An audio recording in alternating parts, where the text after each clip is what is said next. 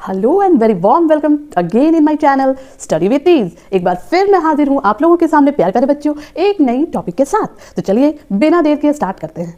जी हाँ, आज का हमारा जो चैप्टर है जिसे हम पढ़ने वाले हैं वो है simple interest. Yes, CBSE, ISC, ICSE दोनों ही बोर्ड में इसे पढ़ाया जाता है और क्लास 7 की बुक से मैंने आज दिया है सिंपल इंटरेस्ट। तो चलिए स्टार्ट करते हैं। सिंपल इंटरेस्ट, भारी भरकम नाम। सिंपल इंटरेस्ट, इंटरेस्ट बैंक से रिलेटेड हम लोग क्यों पढ़े? अरे भाई, इंटरेस्ट सिर्फ बैंकों में नहीं होता है, इंटरेस्ट तो आप भी लेते हैं। अब आप सोचेंगे कि मैं कब लिया, मैंने कैसे लिया, कब लिया? मैं तो अभी बच्चा हूँ, मैं तो अभी बच्ची हूँ, मैंने कहाँ इंटरेस्ट लिया। अच्छा, मैं बताती हूँ कैसे लिया। भाई बहन तो होंगे, बहुत बार मौका आया होगा जब आपके भाई या बहन के पास चॉकलेट्स होंगे, चिप्स होंगे और आपके पास नहीं होंगे, राइट? यस, जब भी उनके पास कुछ होता है, भाई बहनों के पास, लालच तो हमें भी आती है कि बहुत बार ऐसा होता है ना, क्लास में बर्थडे हुआ या कुछ हुआ तो मिलता है ना चॉकलेट्स वगैरह। घर आते हैं अपने भाई बहन को लालच करने के लिए, यस। तो उस टाइम आपके मन में क्या आता है? प्लीज़ मुझसे शेयर कर लो ना, अगली बार मैं भी दूंगी, 2 दूंगी, 1 की जगह 2 दूंगी। बिल्कुल, तो ये जो 1 की जगह 2 की बात हो रही है ना, वही हुआ इंटरेस्ट जो आप अपने सिबलिंग्स को देते हैं, है ना?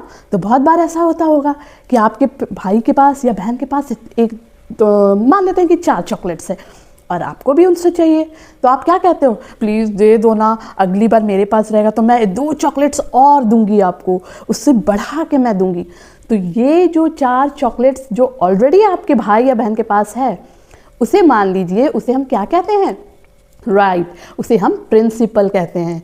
और जो आप एक्स्ट्रा चॉकलेट्स देने की बात कर रहे हैं, जो आप कह रहे हैं कि अभी मुझे 2 दे दो, मेरे साथ शेयर कर लो, मैं 2 और ऐड करके दूंगी नेक्स्ट टाइम, है ना? मीन्स 2 + 2 4 चॉकलेट्स दूंगी मैं अगली बार। तो ये जो एक्स्ट्रा आप बात कर रहे हैं ना, उसे ही हम इंटरेस्ट कहते हैं। समझ में आया? हम अपने डेली लाइफ में भी ये इंटरेस्ट और लोन की जो खेल है उस चीज़ को खेलते रहते हैं आपस में, ठीक है?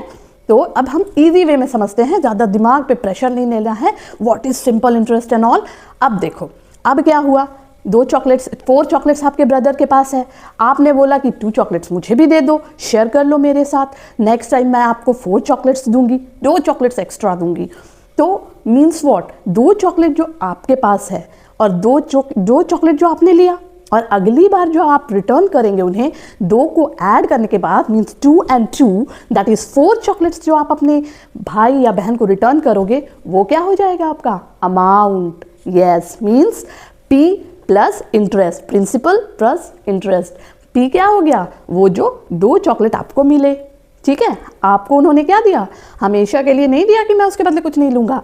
आपके भाई ने कहा है कि ये 2 चॉकलेट जो मैं अभी दे रहा हूँ, उसके साथ मैं इंटरेस्ट भी लूँगा, मैं आपको उधार दे रहा हूँ, समझो कि।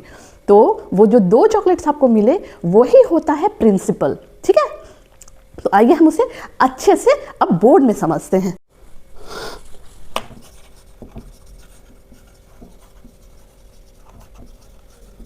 चलिए, कुछ इंपॉर्टेंट टर्म्स जो सिंपल इंटरेस्ट से रिलेटेड है, पहले उन्हें समझते हैं, है ना? प्रिंसिपल, ये प्रिंसिपल क्या है? प्रिंसिपल किसे कहते हैं? वो जो मनी आपने बोरो किया है, अगर ये एक पर्सन है और ये आप है थोड़ी जल्दी में हूँ, फिगर उतनी अच्छी से नहीं। चलिए, ये आपका फ्रेंड है, राइट? और ये आप हैं, आपको चाहिए 20 रुपीज़, ठीक है? 20 रुपीज़ आपको चाहिए। आपने अपने फ्रेंड से, आपके फ्रेंड के पास 40 रुपीज़ है, अभी आपने देख लिया कि उसके पास 40 रुपीज़ है। अब आपके मन में आया कि क्यों ना मैं 20 रुपीज़ अपने फ्रेंड से ही मांग लूँ। आपने क्या किया? अपने फ्रेंड से 20 रुपीज़ मांग लिया। आपके फ्रेंड ने कहा ओके मैं दूंगा, मैं हेल्प कर दूंगा, 20 रुपीज़ दूंगा, बट मैं चलिए अभी बट नहीं जाते हैं हम लोग। 40 रुपीज़ है, आपको 20 रुपीज़ चाहिए, तो आपके फ्रेंड ने आपको 20 रुपीज़ दे दिया। तो ये जो 20 रुपीज़ आपके फ्रेंड ने आपको दिया है, बोरो किया है आपने अपने फ्रेंड से, तो इसको हम लोग क्या कहते हैं? प्रिंसिपल।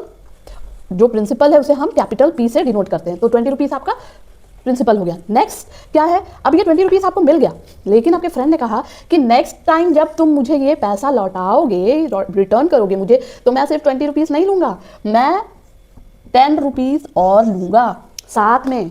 तो ये जो 10 रुपीज़ वो एक्स्ट्रा आपसे ले रहा है, उसे कहते हैं इंटरेस्ट। ये पैसा जो उसने आपसे लिया मीन्स 20 प्लस 10, ये 20 प्लस 10 जो उसने लिया है वो हो गया, ये है प्रिंसिपल और ये है इंटरेस्ट। ये दोनों को मिला के जो पैसा हम उसे रिटर्न करेंगे अपने फ्रेंड को, उस मनी को ही बोलते हैं अमाउंट। इसे कहेंगे हम अमाउंट। तो अब आपको पी क्लियर है, आई क्लियर है, इंटरेस्ट एंड अमाउंट क्लियर है। अब आया टर्म रेट। रेट किसे कहते हैं? Rate of interest. ठीक है, रेट ऑफ इंटरेस्ट क्या होगा? आपके दोस्त ने आपको 20 रुपीज़ दिया, 20 रुपीज़ दिया। अब वो कह रहा है कि नेक्स्ट टाइम जब मैं तुमसे रिटर्न लूँगा तो इस 20 रुपीज़ का मैं 50% ज़्यादा लूँगा। तो ये जो 50% ज़्यादा लूँगा तो क्या हो जाएगा? 50% of 20 means 50/100 into 20 means 10 rupees में ज़्यादा लूँगा। तो ये जो उसने कहा कि 50% में 20 रुपीज़ का एक्स्ट्रा चार्ज लूँगा तुमसे, एक्स्ट्रा लूँगा तुमसे, तो ये जो परसेंट लगाया उसने उसे ही हम कहते हैं rate of interest. Rate of interest. Now R is clear to you? Next is time. What is this time? Why the time term is here? Yes, time क्या है? अब उसने कहा कि रेट ऑफ इंटरेस्ट तो मैं 50 लूँगा ही तुमसे, लेकिन ये मत समझना कि मैंने इसे छोड़ दिया है 1 साल 2 साल के बाद तुम मुझे दो। आप मुझे विदिन 1 मंथ दोगे। मुझे क्या कब वापस चाहिए? 1 मंथ के अंदर ही चाहिए मुझे ये पैसा। मैं रिटर्न जो 30 रुपीज़ लूँगा 1 मंथ के अंदर ही मुझे चाहिए। तो ये जो क्राइटेरिया उसने दिया ना 1 मंथ का, इसे ही कहते हैं हम टाइम। ठीक है, चलो अब सारे टर्म्स हमारे क्लियर हो गए हैं। आई थिंक क्लियर है। हम लोग वेरी इंपॉर्टेंट फॉर्मूला पे आ जाते हैं। ठीक है, जो फॉर्मूला मैं बताने जा रही हूँ it is very very very very important. Means simple interest. Simple interest का हमारा क्या फॉर्मूला है? SI। सिंपल इंटरेस्ट को हम SI लिखते हैं, right? Simple interest is equals to P into R into T by 100। ठीक है, it is very important formula. P for principal, R for rate of interest, T for time. P into R into T divided by 100, what we will get? Simple interest. ठीक है, चलो formula हमेशा याद रखना है। अब इसमें से मुझे जो भी चीज़ चाहिए हो, या R चाहिए हो, या T चाहिए हो, या P चाहिए हो, बाकी का अगर 3 टर्म्स जो हमारे पास है वो दिया हुआ हो, तो जो 4th टर्म है वो आसानी से निकाल सकते हैं। मीन्स अगर हमें रेट ऑफ इंटरेस्ट चाहिए तो हम क्या करेंगे? SI into 100 divided by P into T। Okay, इसी तरह हम P भी निकाल सकते हैं, इसी तरह हम T भी निकाल सकते हैं। And another important formula amount. Amount का क्या फॉर्मूला हो जाएगा? Amount is equals to P plus SI means principal plus simple interest means interest. ठीक है, तो ये हो गया हमारा पहला formula and this one is the second one, जो कि बहुत इंपॉर्टेंट है हमारे होल चैप्टर में। ये इसी का यूज़ हमें करना है। ठीक है, चलिए कुछ प्रॉब्लम्स को सॉल्व करके देखते हैं।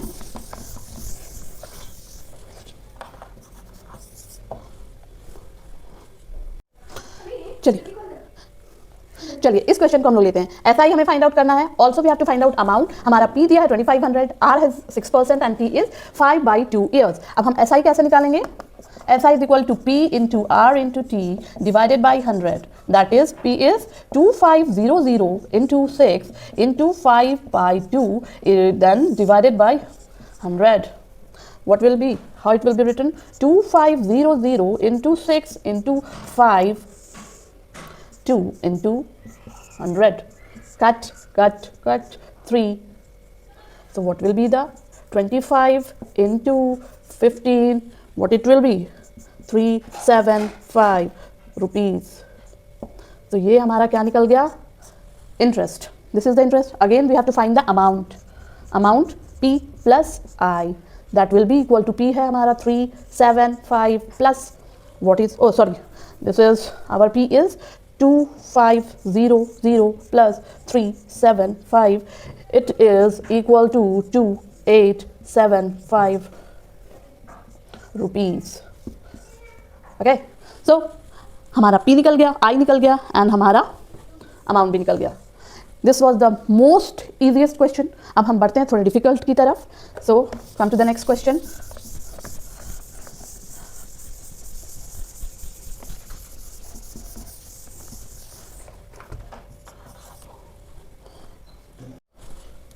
So the next question is, Hari borrowed ₹12600 that is 12,600 from money lender. मतलब मनी लेंडर से हरी ने कितना पैसा उधार लिया? 12,600 रुपया। कितने परसेंट पे? Eight 15% per annum. मतलब रेट ऑफ इंटरेस्ट किस रेट पे लिया है? 15% पे। तो हम लिखते जाते हैं, that will be easy for us. तो यहाँ पे प्रिंसिपल हमारा क्या हो गया? ₹12600। हमारा रेट क्या है? 15%। नेक्स्ट, आफ्टर 3 years ही पेड ₹7,070 मीन्स 3 साल के बाद। तो हमारा टी क्या है? 3 years। ठीक है, 3 साल के बाद उसने कितना पेमेंट किया है? 7,070 रुपए। And gave a goat to clear of the डेब्ट।